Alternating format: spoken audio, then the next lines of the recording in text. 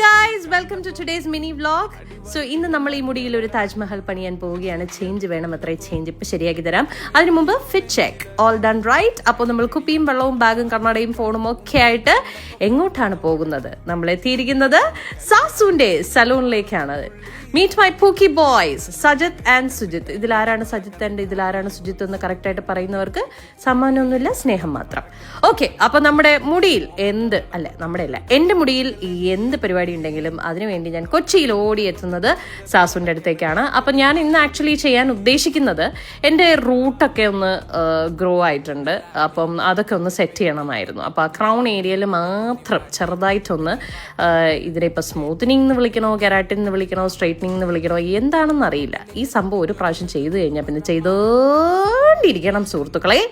It's A life time commitment. Okay, അപ്പോൾ അതിൻ്റെ കൂടെ തന്നെ നമ്മുടെ പ്രായത്തിനനുസരിച്ചിട്ടുള്ള ചില മാറ്റങ്ങൾ മുടിയിലും സംഭവിക്കുമല്ലോ. പറഞ്ഞു വരുന്നത്, നര വന്നു, അതെന്നെ.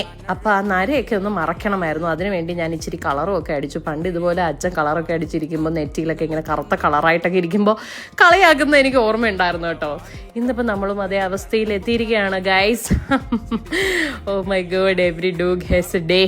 എന്തായാലും ആ പരിപാടി എല്ലാം കഴിഞ്ഞു. നമ്മളിതാ അവസാന ഘട്ട പണിപ്പുരയിലാണ് നിൽക്കുന്നത്.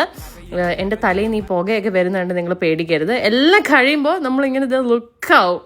നല്ലോണം സൂക്ഷിച്ച് നോക്കിക്കോളൂ, കാരണം ഇത് വെറും മണിക്കൂറുകൾക്ക് വേണ്ടി മാത്രമുള്ള പ്രഹസനമാണ്. ഒന്ന് പുറത്തേക്ക് ഇറങ്ങി കാറ്റടിച്ച് കഴിഞ്ഞാൽ ഇതെല്ലാം പോവും. ബൈ ദ വേ, സാസു നമ്മുടെ ബിൽഡിംഗ് ഒക്കെ ഒന്ന് റെഡിയാക്കി സെറ്റപ്പ് ആക്കിക്കൊണ്ടിരിക്കുകയാണ്. അവിടെ നിന്ന് ഇറങ്ങിയപ്പോൾ എനിക്ക് വിശപ്പിൻ്റെ വെളി വന്നു. നേരെ സോഷ്യൽ കിച്ചണിലെത്തി.